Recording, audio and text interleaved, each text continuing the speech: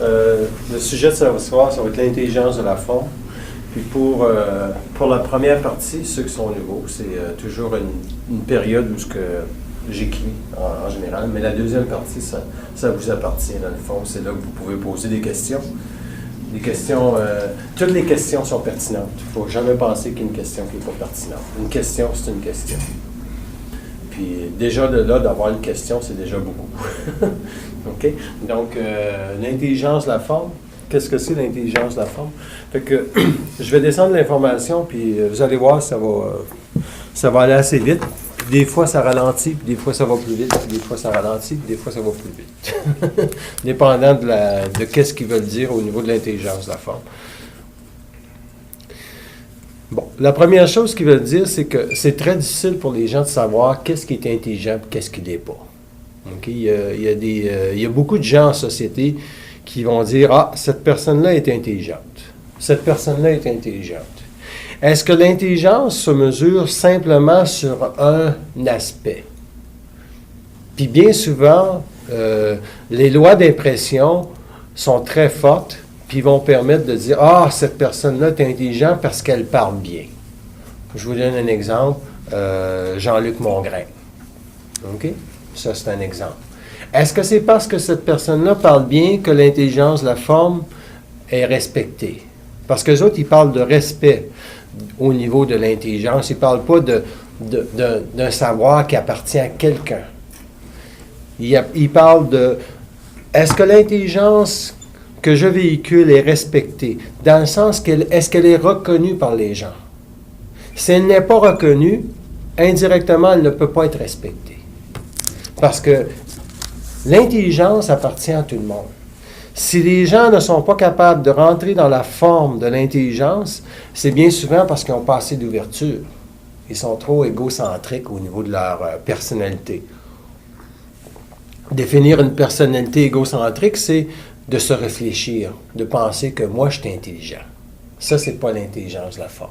C'est vraiment appartenir à l'intelligence, et ce n'est pas de cette intelligence-là qu'ils veulent parler. L'intelligence de la forme dont ils veulent parler, c'est plutôt une intelligence qui permet à l'individu de reconnaître instantanément quelle personne il doit être demain, ou sur le tas, ou dans le moment présent, parce que la plupart des gens veulent vivre un moment présent beaucoup plus agréable, sans qu'il n'y ait de pensée derrière qui proviennent du passé.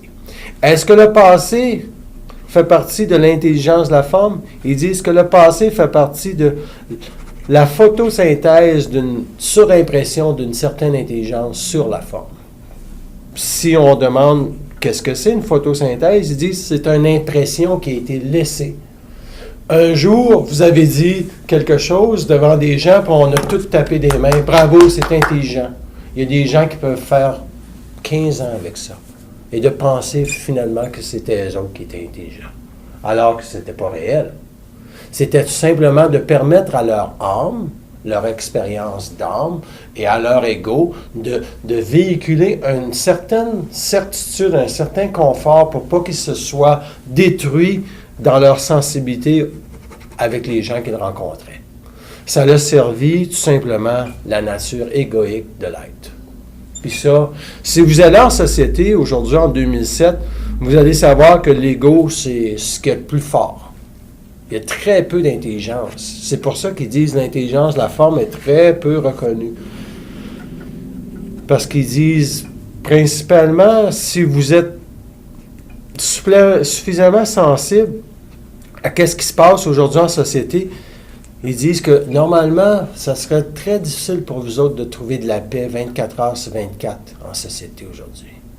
Il dit, combien de fois que vous avez dit, vous vous êtes dit, « Ah, j'ai hâte de retourner chez moi. Là, je vais être bien. » C'est parce qu'à quelque part, il y a une intelligence dans la forme.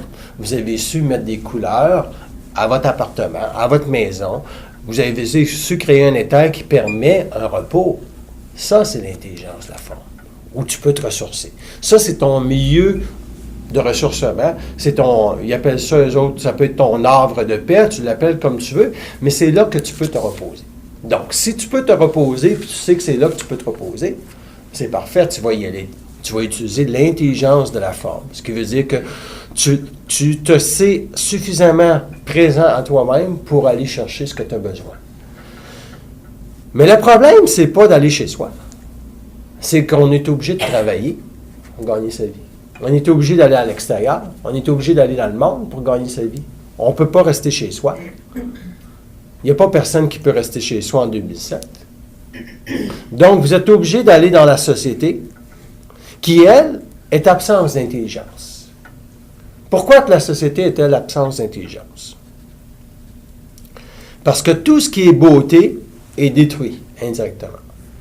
Tout ce qui a été construit sur des millénaires au niveau de la beauté a été détruit, ou a été galvaudé, ou a été changé, ou a été tout simplement altéré.